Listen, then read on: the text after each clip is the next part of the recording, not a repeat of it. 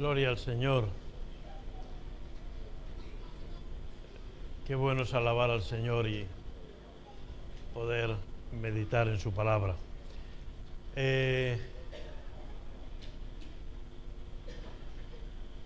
hecho una lectura en el Evangelio de Lucas. Si bien el mensaje va a estar basado sobre este mismo relato, pero en el Evangelio de Marcos, capítulo 3. Sabéis que Marcos, Lucas y Juan son los evangelistas que cuentan la vida de Jesús, y muchas veces ellos cuentan los mismos milagros, aunque desde diferente perspectiva. Y en Marcos capítulo 3, pues es donde vamos a meditar este milagro del hombre que tenía la mano seca. Padre Santo y Celestial, gracias por este buen tiempo en el que hemos podido alabar tu nombre, reconocer que si estamos aquí es por tu gracia, por tu amor y por tu misericordia, y que realmente todo lo bueno que tenemos, como acabamos de cantar, viene de ti. Por eso, Espíritu Santo, que tu palabra sea buena en esta mañana para todos nosotros y produzca el resultado para el cual tú la envías. En el nombre de Jesús, amén. Este pasaje empieza diciendo que otra vez entró Jesús en la sinagoga. Los templos en tiempos de Jesús eran el templo que solo estaba en Jerusalén y en las demás ciudades. Desde tiempos de Esdras había sinagogas, lo que hoy en día diríamos los diferentes templos o iglesias que tenemos nosotros. Y dice que otra vez entró Jesús en la sinagoga, y el Evangelio de Lucas nos dice que estaba enseñando. Cualquier varón que entraba en la sinagoga tenía la oportunidad de poder enseñar, de poder anunciar sobre el pasaje. Había unos pasajes estipulados para cada semana y podían enseñar. Este pasaje habla de un conflicto, el conflicto de lo que se podía hacer o no se podía hacer el sábado. Hoy en día también surge un conflicto, y algunas veces alguien ha mandado algún vídeo en el WhatsApp que dice: ¿debemos los cristianos guardar el sábado o no importa que guardemos el sábado? Porque es verdad que Jesús iba a la sinagoga los sábados, que Jesús guardó el sábado. Y esta discusión está existiendo desde que la Iglesia existe, prácticamente desde el siglo I. Por eso, primeramente, me gustaría aclarar esto. A raíz de, como sabéis, el pueblo árabe guarda los viernes, el pueblo judío sigue guardando los sábados, el Shabbat, y el mundo cristiano toma como día de descanso el domingo. ¿Es correcto? ¿Deberíamos volver a lo que dice la Biblia, que guardaban el sábado, que Jesús guardó el sábado? Es verdad que Jesús guardó el sábado, y hay algunas iglesias, como la iglesia adventista, un poco también los mormones y algunas iglesias evangélicas, que están tratando sobre este tema. Por lo tanto, vamos a aclarar un poco si deberíamos guardar los sábados, o está bien que vengamos los domingos, o estamos ya haciendo las cosas mal al venir los domingos. Para eso siempre tenemos que ir a la Escritura, porque es muy fácil decir: a mí me gustaría, pero tenemos que ir a la Escritura y ver lo que ya se encontraba Pablo. Pablo es el gran teólogo del cristianismo, porque al fin y al cabo él escribió 13 epístolas. Y en el libro de Romanos, capítulo 14, versículos 5 y 6, ya dice: uno hace diferencia entre día y día, si es sábado o si es domingo, si es tal día o es tal otro. Dice, otro juzga iguales todos los días. Cada uno está plenamente convencido en su propia mente. El que hace caso del día, lo hace para el Señor. Y el que no hace caso del día, para el Señor no lo hace. El que come, para el Señor come, porque da gracias a Dios. Y el que no come, el que ayuna, para el Señor ayuna, y da gracias a Dios. Es decir, Pablo ya dice, ya hay problemas en Roma. ¿Cuál debe ser el día? Y unos hacen diferencia, es que este día es mejor que este día. Es que el Señor Jesús hizo esto. Es que en el Nuevo Testamento dice que el día de reposo era el sábado. Pero Pablo aquí nos enseña de que el día tiene que ser para el Señor. Que esa es la diferencia. Si hacemos que el día sea para el Señor o simplemente porque en el calendario venga o no venga en rojo.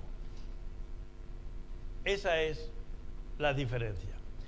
Pero veamos algunos pasajes más para tratar de aclarar esto. En Colosenses, capítulo 2, versículo 16, dice, por tanto, nadie os juzgue en comida o en bebida, en cuanto a días de fiesta, luna nueva o días de reposo. Para los judíos, cuando era luna nueva, era importante. Los meses en Israel se cuentan por meses lunares. Cada primera luna nueva empieza un mes. Y por lo tanto, había una atalaya en una torre del templo que hacía sonar una trompeta al aparecer la primera estrella en ese día, en esa primera noche del mes, y ya todo el mundo sabía que había empezado el mes. Y era un día de celebración, era un día de dedicación especial, habría que leer Levítico para entender todo esto. Pero Pablo dice aquí a los colosenses, nadie os juzgue en comida o en bebida, en cuanto a días de fiesta, luna nueva o días de reposo. No entremos en esas discusiones. Lo importante es a quién dedicamos el día de reposo. Está claro que en tiempos de los apóstoles no había bomberos, no había hospitales, no había aeropuertos, no había muchos lugares donde la gente tiene que estar trabajando. Sea un lunes, sea un martes, sea un sábado, sea un domingo, sea festivo, no sea festivo. La vida ha ido cambiando, pero ya estaba cambiando en el siglo I. Y ya Pablo le dice, cuidado, no os metáis en estos problemas. ¿Por qué los cristianos hacemos las reuniones el domingo y no el sábado? Bueno, uno de los textos que puede apoyar esto, o en los cuales nos apoyamos, en Hechos capítulo 20, versículo 7. Hechos 27. La iglesia al principio se reunía los sábados en las sinagogas. Cuando Pablo o Pedro llegaban a una ciudad, o los apóstoles iban a la sinagoga y enseñaban, porque la única Biblia que existía al tiempo de los apóstoles era el Antiguo Testamento que nosotros tenemos, y ellos era lo que se leía en la sinagoga, y lo que hacían era enseñar con referencia al cumplimiento de las profecías que reflejaban la venida de Cristo. En Hechos capítulo 20, versículo 7, al final los sacerdotes y los fariseos y los responsables de la sinagoga, los levitas, pues fueron prohibiendo la participación de los cristianos, de los creyentes, porque veían que hablaban mucho de Jesús y no hablaban tanto de Moisés o de Elías o de los profetas, sino que esas profecías las trasladaban a la vida de Jesús. Y le fueron prohibiendo ir a las sinagogas o participar, hablar en las sinagogas.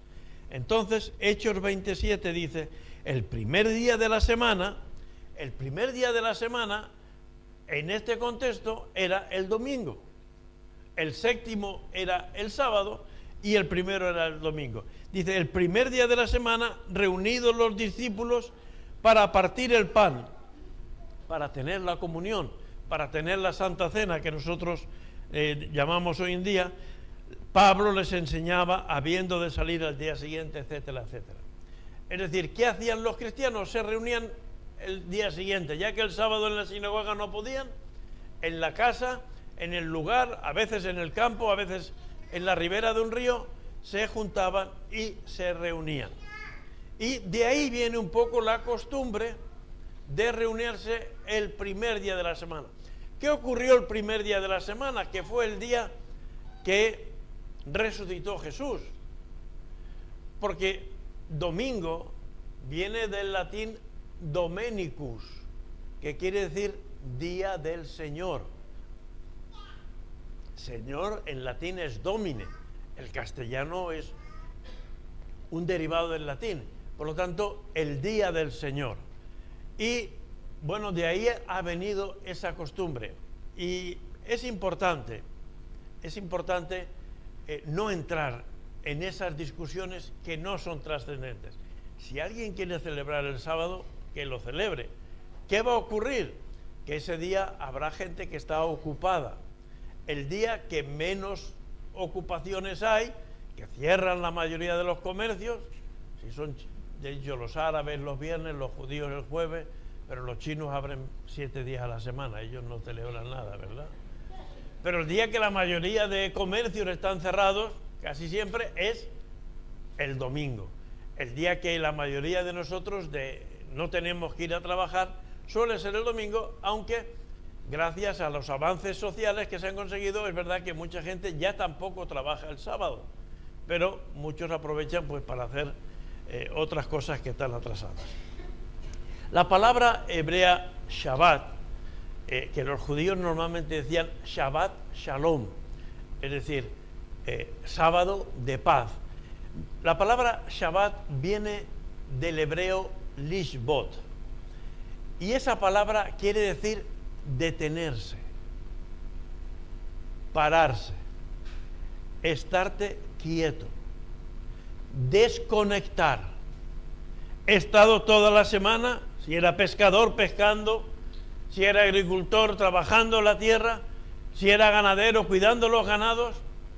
Hoy en día hay iglesias, aquí hay un pueblo en Cantepera donde hay una iglesia hace muchos años, hace más de 150 años hay iglesia cristiana en Cantepera, y la gente era payesa, eran agricultores y tenían animales, y decían, tenemos que hacer el culto por la tarde porque la mañana tenemos que dedicarla a la tierra y a cuidar los animales. Bueno, el concepto de Shabbat no es ese. Ese día se había puesto comida suficiente el viernes para que los animales comieran. Y ese día no se ordeñaban las cabras, ni las vacas, ni las ovejas. Ese día era un día de detenerse, de pararse, de disfrutar de paz y comunión con el Señor. Y eso significa Shabbat. El concepto no es tanto qué día lo hacemos, sino cómo estamos haciendo. Si realmente el sábado es un tiempo de descanso, o el domingo, el Shabbat, el sábado o el domingo es un tiempo de pararnos y decir, hoy lo trascendente, lo fundamental es estar en comunión con el Señor. Hoy es el tiempo para ir, no a la sinagoga, pero sí a la iglesia. Los días, los meses, los años que contamos nosotros son unos datos físicos, astronómicos. ¿Qué es un día? Un día es el tiempo que la Tierra tarda en dar una vuelta sobre sí misma. La Tierra da una vuelta y eso es un día. Por tanto, no hay que hacer ningún cálculo. Un mes es el tiempo que la Luna tarda en dar una vuelta alrededor de la Tierra. Ahí tenemos un mes. Y un año es el tiempo que la Tierra tarda en dar una vuelta alrededor del Sol. Son datos astronómicos que todo el mundo cuenta igual. Los días son iguales aquí que en Japón. Los meses también, los años también, porque son datos astronómicos. Pero el concepto de semana es un concepto puramente bíblico. Por eso, antiguamente no se guardaban y la gente trabajaba 7 días a la semana. Los siervos, los esclavos no tenían derecho a descansar. Pero el Señor ya lo había dicho en Génesis capítulo 2, versículo 3, ya dice que y bendijo Dios el día séptimo y lo santificó, porque en él reposó de toda la obra que había hecho. El día séptimo, no estamos hablando de qué días, del lunes, el séptimo día, había 6 días y el séptimo era de descanso. Y cuando dio los 10 mandamientos a Moisés, en Éxodo 29, dice que santificarás el día de reposo. Por lo tanto, coincide muy bien con el concepto de Shabbat, de detenerse. Santificar una cosa no es declararla sagrada, es apartarla. Y santificar el domingo es el domingo lo apartamos para el Señor. Miren, en los años 70, gracias al turismo, la economía en Mallorca empezó a funcionar cada vez mejor, cada vez mejor. Y la gente empezó a prosperar. Y muchos, o algunos cristianos, hermanos nuestros, también fueron prosperando. Y consiguieron comprarse un apartamentito en la playa o una caseta en el campo para hacerse una caseta. Y bueno, gloria a Dios, el Señor ha permitido esto. ¿Saben lo que pasó al cabo de unos pocos meses? Hermano, no te veo el domingo. Ay, es que estoy toda la semana tan cansada. Y el domingo me voy allí a mi caseta y me pongo a descansar. Una bendición de Dios te puede llevar a hacer algo contrario a lo que Dios dice. No. El domingo no es para ir a la caseta. El domingo no es para irnos a dar un paseo en catamarán. El domingo es para apartarlo para el Señor. Ese es el verdadero concepto de Shabbat. Yo, es verdad que a veces llamo la atención cuando a veces no veo a algunos hermanos. Me dicen, no, es que estuve trabajando. Piensa si es lo mejor que puedes hacer el domingo. Porque el Señor dice que está muy bien que trabajemos, que el trabajo dignifica al ser humano. El trabajo es muy digno. Jubilarse tampoco está mal, ya le digo yo. Pero para eso hay que haber trabajado 40 y tantos años, ¿eh? Pero lo que sí es importante es apartar el tiempo que el Señor nos dice. Porque implica reposo. Jesús, en Marcos capítulo 2, versículo 27, justo antes de este pasaje de Marcos 3, que vamos a meditar ahora un poquito del hombre de la mano seca, pero que yo creo que conviene tener claro cuál es el concepto del domingo o del sábado, y no estar tanto en el legalismo de si es el domingo o si es el sábado. Es mucho más importante el concepto que la legalidad. Pero en el versículo 27 del capítulo 2 de Marcos dice, también les dijo, el día de reposo fue hecho por causa del hombre, y no el hombre por causa del día de reposo. Dios quiere que tengas un día de reposo, un día de pararte en todos tus quehaceres. Es que no llego, pues párate. Si total no llega, pues párate. Si no llega, párate y dedica el tiempo al Señor. A lo mejor eso te hace replantearte cosas y hacer llegar. El día de reposo no se ha hecho para que sea una atadura para el ser humano.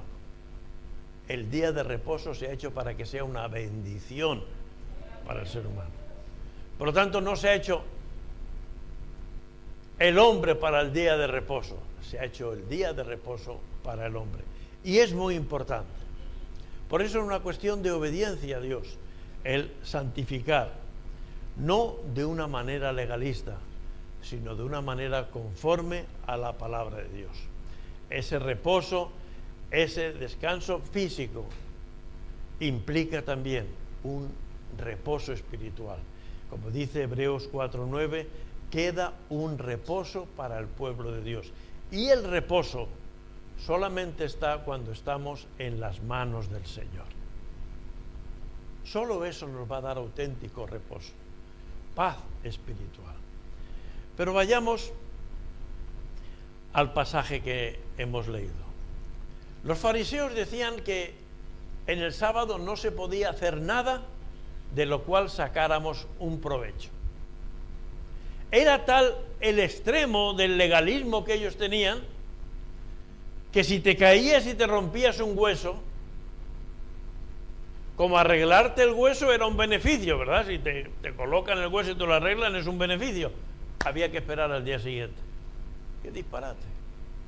Bueno, si te rompías una vena y te desangrabas, entonces sí podías curarte. Pero eso no.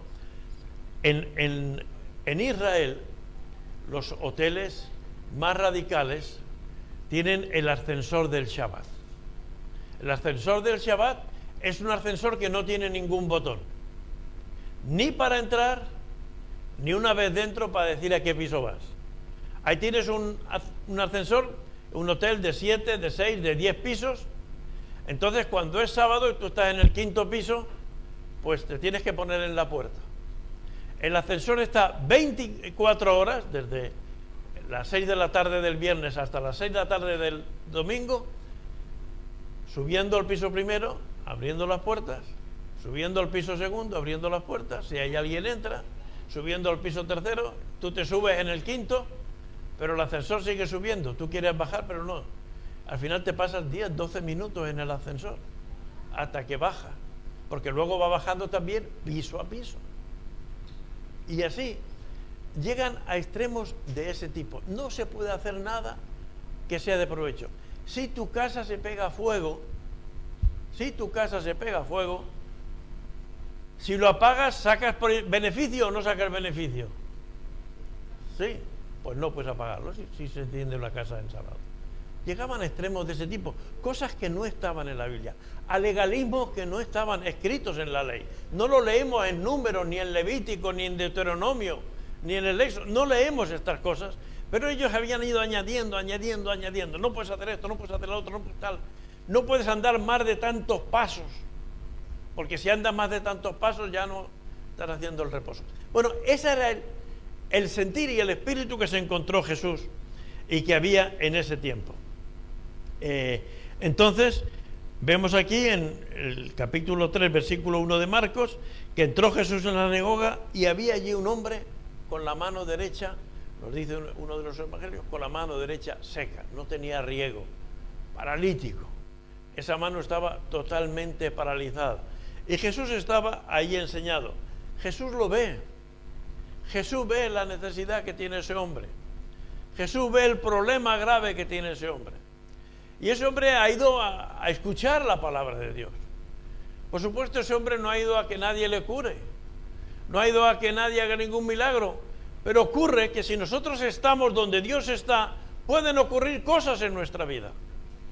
Si nosotros estamos donde está Jesús, pueden ocurrir cosas en nuestra vida.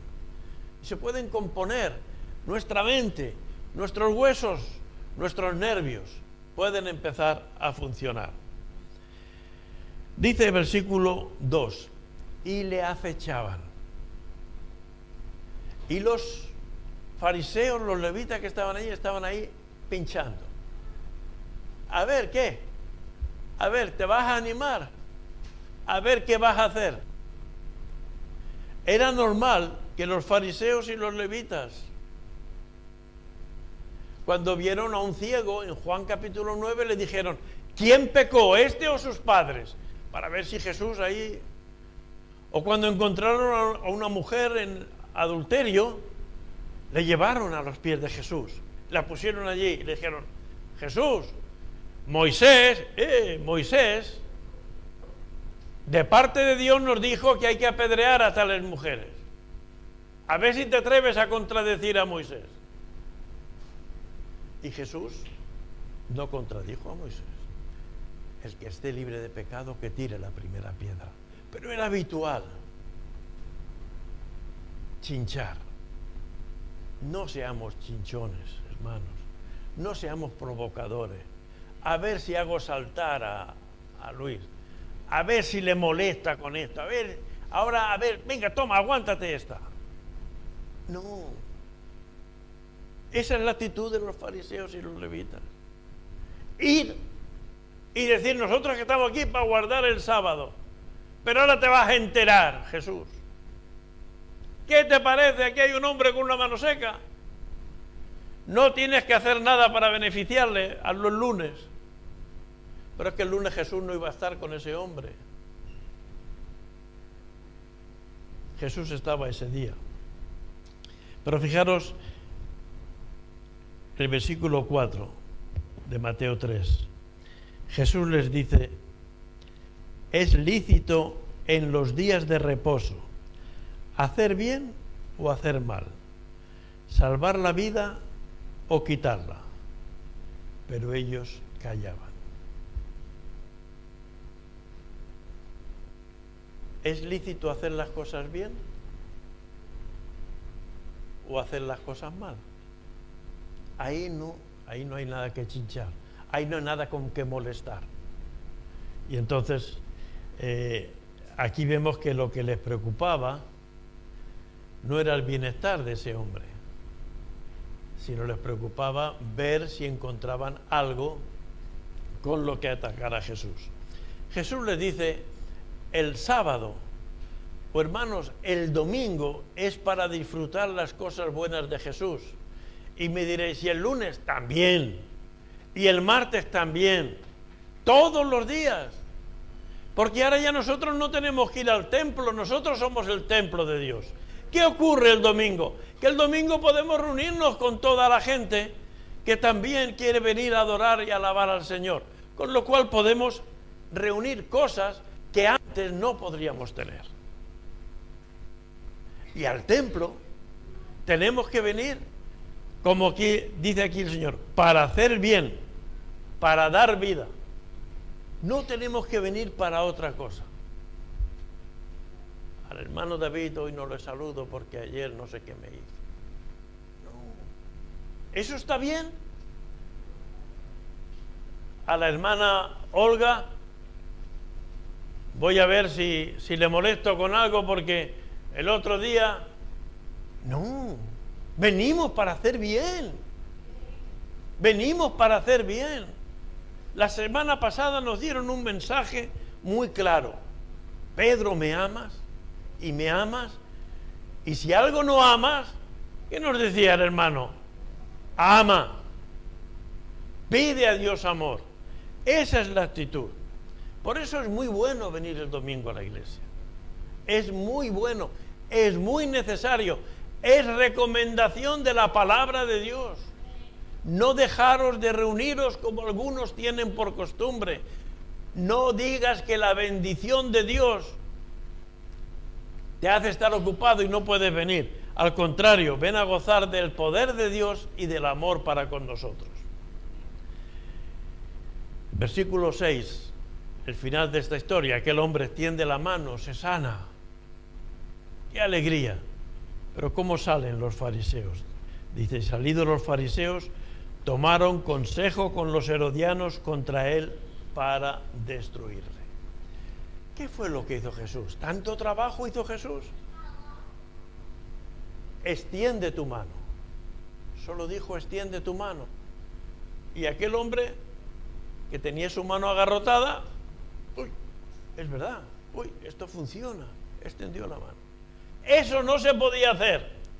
Pero salir de la sinagoga y ponerse de acuerdo con los herodianos, con los seguidores de Herodes, y estar tramando a ver qué podemos hacer para destruirle, para fastidiarle, eso sí se podía hacer porque era el mismo sábado. ¡Qué incoherencia! No se puede decir estira la mano y sí se puede decir, oye, a ver qué podemos hacer para fastidiar a aquello. Eso es lo que hicieron. Ese es el error, esa es la ceguera que tenían los fariseos. Es muy triste que lo que sí se puede hacer o lo que no se puede hacer dependa de mí. No, hermanos, depende de lo que Dios dice. Y lo que sí se puede hacer es hacer el bien, dar vida, bendecir, que es decir bien y no lo demás. Jesús fue muy sabio. No les preguntó, ¿está prohibido sanar en sábado? Porque ellos le hubieran dicho, sí, en sábado no se puede sanar. Él fue muy sabio. ¿Se puede hacer el bien el sábado? Claro, ellos querían hacer el bien. Y tenemos que ser sabios. Y tenemos que saber cambiar las cosas. Él no les permitió entrar en el juego de se puede sanar o no se puede sanar. Hay algo mejor que la sanidad. Es el gozo con el que se fue ese hombre a su casa. Es la alegría que le duró para siempre. Porque siempre para Dios está permitido que hagamos el bien. Recordad la parábola del samaritano que atendió a aquel hombre que había sido asaltado por ladrón. Que pasó un levita y lo vio, pero dijo, estoy muy ocupado, ahora mismo no puedo. Es Shabbat. Y pasó un sacerdote y lo vio, pero el samaritano dijo, uy, pues hay que atender a este hombre. Está permitido hacer el bien. Sí. Hermanos, tenemos que venir a la iglesia y pedir al Señor cuando nos levantamos, Señor, que pueda bendecir a alguien, que pueda hacer bien a algún hermano, a alguna hermana. No vengamos y nos vamos como si tal cosa. Tenemos que irnos con el gozo de que hemos hecho lo que Jesús hubiera hecho. Si Jesús estuviera aquí, ¿haría el bien? Amén. Claro que sí. Por eso es importante que nosotros entendamos el mensaje. Ahora, esto nos lleva a reflexionar, entonces, ¿para qué existe la ley de Dios? Ya he dicho que los fariseos a la ley de Dios añadieron muchas cosas. Por ejemplo, nosotros ponemos el culto a las 11 de la mañana. ¿Por qué? Porque lo dice en Éxodo 17 o en... No lo dice en ninguna parte. En ninguna parte dice aquí a qué hora hay que poner los cultos. Yo en un viaje que estuve en Holanda pregunté, ¿y aquí a qué hora hacéis los cultos? Dice, aquí el domingo a las 8 de la mañana. Yo dije, en España no va nadie. Pero allí sí, porque allí es su cultura, es su manera de ser.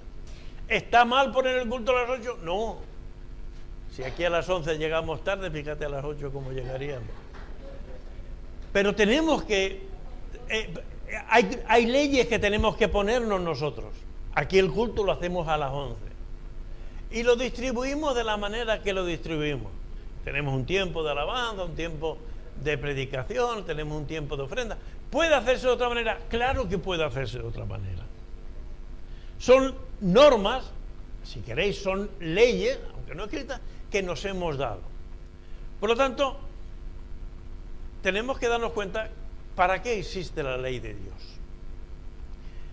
Pues miren, porque el ser humano de por sí es desordenado.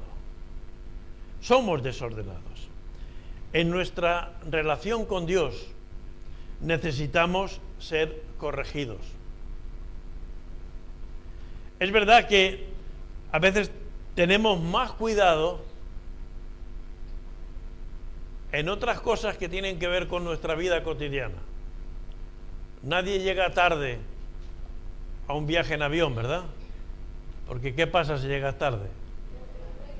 Pierde el avión y el dinero del billete, ¿verdad? Claro. Entonces hay que ordenarse. La ley de Dios nos ayuda a ordenarnos. Y el orden trae bienestar. Si cuando entramos aquí viéramos sillas amontonadas por todos lados, las cosas tiradas por el suelo, tendríamos la misma expresión que si vemos todo bien alineado.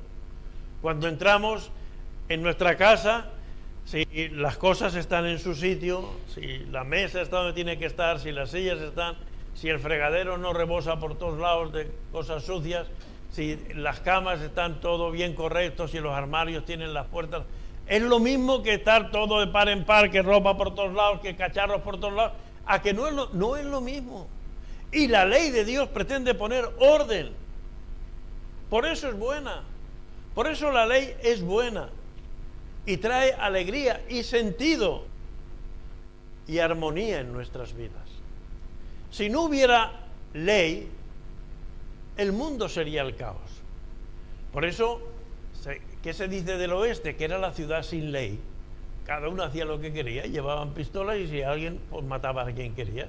Luego hubo que poner leyes, que si matas tienes que ir a la cárcel y te pueden condenar.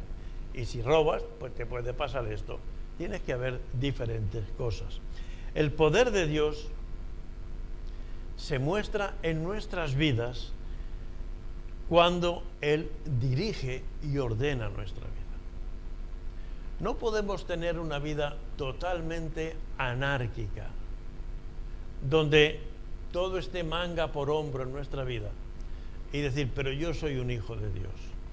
No lo vemos en Elías, en Moisés, en Pablo, en Pedro, en Jesús. Todo tenía su momento, todo tenía su tiempo, todo tenía su ocasión. Por eso la ley de Dios viene para poner orden. Los coches circulan por la derecha. En esta calle solo se circula en un sentido, hay dirección prohibida en el otro. Eso, que son leyes que nos pueden molestar en algunos momentos, pero trae orden, trae estabilidad. Y así es la ley de Dios en nuestra vida. Por eso Jesús dice que no ha venido a anular la ley, Él ha venido a cumplirla. No pensemos que Jesús está aquí en contra de los fariseos. Hay muchas cosas de los fariseos que debiéramos aprender. De hecho, en Hechos vemos que muchos fariseos creyeron en Jesús, porque conocían muchas cosas y a poco que encajaron su vida, la cosa fue entrando.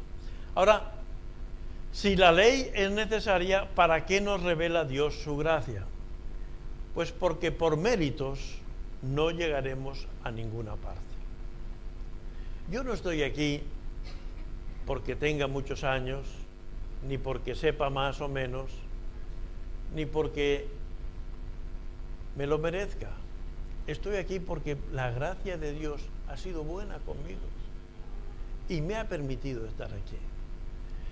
Que luego alguien lo reconozca o no lo reconozca, de verdad que es secundario.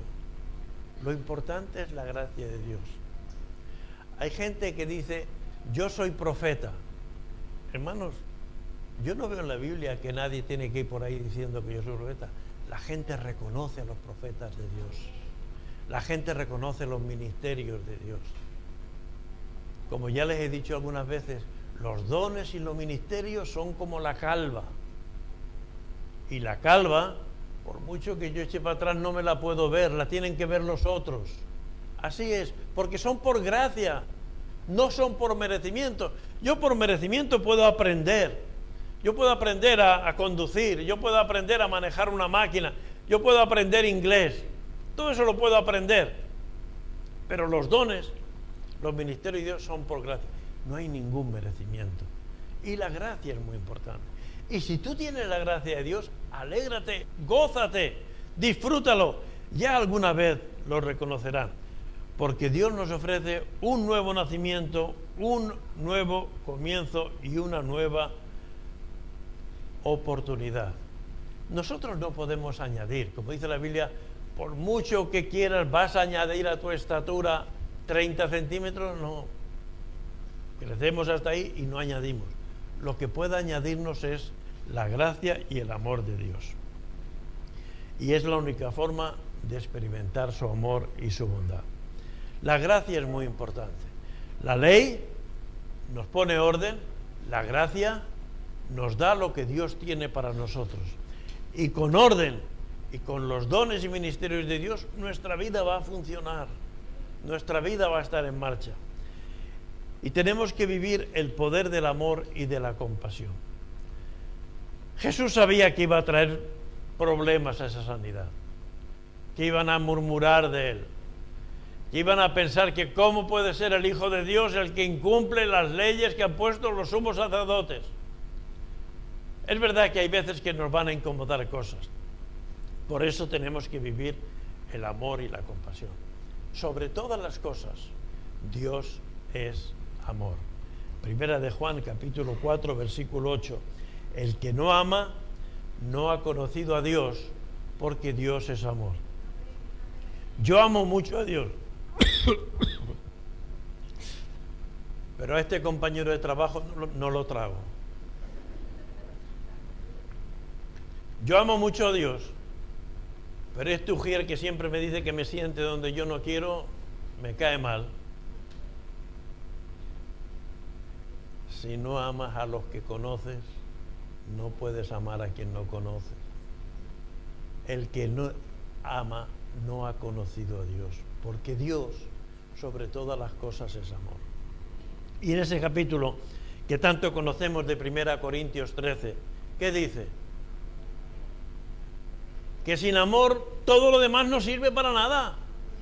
Si hablo lenguas humanas o angélicas y doy todos mis bienes y tal y si cual y si hago esto y no tengo amor, nada me sirve. Por lo tanto, tenemos que amarnos. Y Jesús ve a ese hombre con la mano seca y dice, es una pena, pero ahora es complicado. No, tiene compasión por él, se compadece, se acerca a él y se pone a hacer el bien. Y nosotros tenemos que tener esa visión. A lo mejor todo el mundo viene a saludarme, mucha gente viene a saludarme, gracias hermanos. Pero también ten visión de que hay una persona que a lo mejor nadie le saluda. Hay un hombre, una mujer que además está triste, que está decaído. Ves a saludarlo a él, porque él te necesita tanto como yo, o a lo mejor más. Visión, amor, compasión. Eso es lo que el Señor nos enseña en este milagro. Tener una vista. Él estaba enseñando, pero no se limitó simplemente a enseñar, sino que hizo ahí algunas cosas. Lo fácil es criticar a lo que hace. Hoy se ha equivocado fulanita cuando cantaba porque ha dicho una palabra que no tocaba. Eso es lo fácil. Lo difícil es estar aquí cantando. Por eso hay que darle las gracias. Y si se equivocan, decirles cuidado que te has equivocado para que se corrijan, claro. Sí, hay que corregir las cosas. Hay que corregir las cosas. Pero si no hay amor, de nada me sirve. Por lo tanto, es importante la ley, es importante la gracia, pero fundamentalmente con amor y con compasión. Y mirar, ¿buscó Jesús el enfrentamiento con los judíos? Jesús entró en la sinagoga diciendo, a ver cómo les complico la vida a estos, a ver a quién mosqueo hoy. No, Jesús entró y como leemos en Lucas 6, enseñaba, disfrutaba de leer el pasaje que tocaba de la palabra de Dios y poderlo aclarar, y poderlo explicar, y poder entender por qué vino el maná, y por qué ocurrió la destrucción del templo, y por qué vino la caída de Jerusalén, y por qué Jeremías, el pasaje que tocaba ese día. Y quería contar, Jesús no buscó confrontación, no tenía ninguna necesidad. Y nosotros no tenemos que ser personas conflictivas, personas de confrontación. Tenemos que ser personas de pastorear. Pedro, ¿me amas? Apacienta mis ovejas. En la medida de lo que puedas, colabora, ayuda como oveja del Señor. Y anula la gracia, la ley de Dios, en ninguna manera. No seamos, como dice Pablo, cuando abundó el pecado, sobreabundó la gracia. El otro día repartimos unos libritos, unos cuadernitos, ¿no?, como recuerdo del 17 aniversario, y alguna persona me dice, he visto a alguna persona que se iba con dos. Bueno, no lo sé. Era uno para cada uno, era por dos. Dice, bueno, pero el Señor les perdonará. Bueno, si ha pecado, no, hermanos, no, la gracia no es permiso para pecar. No pasa nada si digo una mentirijilla porque el Señor me perdonará y la gracia del Señor. No. La ley y la gracia van juntas, pero no va una tapando las cosas de la otra. Alguien que ama a Dios no se ríe de la mentira. Y no hablemos de cosas mucho más graves y más importantes. No, el pecado en ninguna manera es tolerado por la gracia. Es verdad que la gracia de Dios cubre, porque la sangre de Jesucristo cubre todo nuestro pecado, pero no pensamos que eso tiene que ser así. Debemos entender como iglesia muy bien la relación entre ley y gracia. La ley está para ordenar nuestra vida, la gracia para bendecir nuestra vida. Una vida ordenada es una vida bendecida. Una casa limpia es una casa que es más fácil de arreglar. Una vida en orden es una vida que puede recibir bendición. Una vida en desorden más difícil va a recibir bendición. ¿Cómo pueden ser tan necios de no darse cuenta lo importante era que aquel hombre se iba sano. Pero sí ocurre. Y a veces lo más importante nos lo perdemos por algunas cosillas. Porque Jesús ha hecho algo que no me gusta. Porque Indalecio ha dicho algo de lo cual, pues si no estás de acuerdo, ven y me lo aclaras, porque si estoy equivocado me corriges y ya no vuelvo a equivocarme, está bien. Pero no te vayas con lo que no es importante y vete con lo trascendente. El hombre se fue sano a su casa. El objetivo de la ley es honrar a Dios y honrar al hombre. Si somos hijos de Dios, honraremos a Dios y honraremos al hombre. Porque en los mismos 10 mandamientos que dice amar a Dios y no te harás imagen y guardarás el día de reposo, también dice no matarás, no hurtarás, no codiciarás, no dirás falso testimonio. Bendición a Dios y bendición a los hombres. La ley de Dios es para bendecirnos y para ayudarnos. Y hay un orden muy importante. Y ya que hemos hablado del orden, hay un orden muy importante para la vida del creyente. En primer lugar, Dios.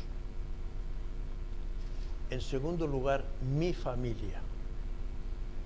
En tercer lugar, mi iglesia. Y en cuarto lugar, yo. Y si este orden no lo guardamos bien, corremos el peligro de perdernos la bendición.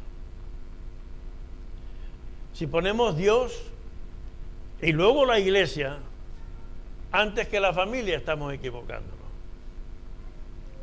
Jesús no vino a una sinagoga, Jesús nació en una familia. Lo primero que Dios creó fue una familia.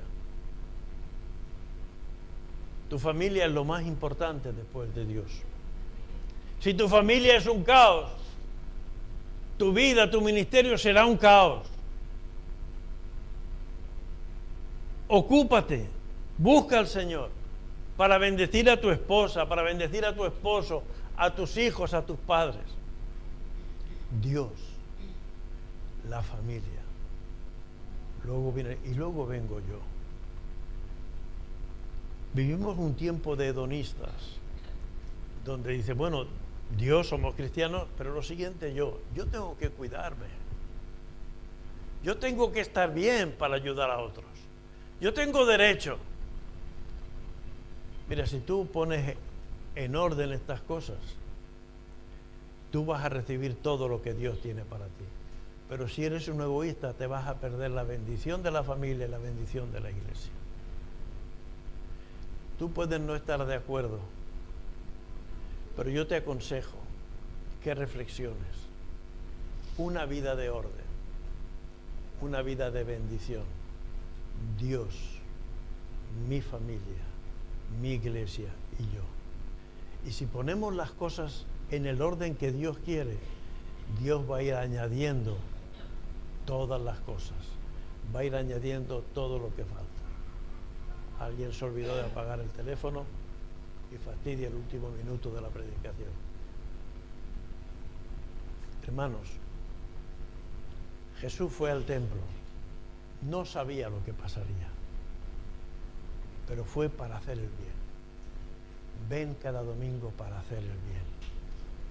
Ven cada domingo para hacer la voluntad de Dios. Y sea sábado, sea domingo, sea martes, sea jueves, sea el miércoles, sea el lunes, todos los días, todo lo que hagas, hazlo para el Señor. Padre Santo y Celestial, enséñanos a hacer tu voluntad todos los días de nuestra vida.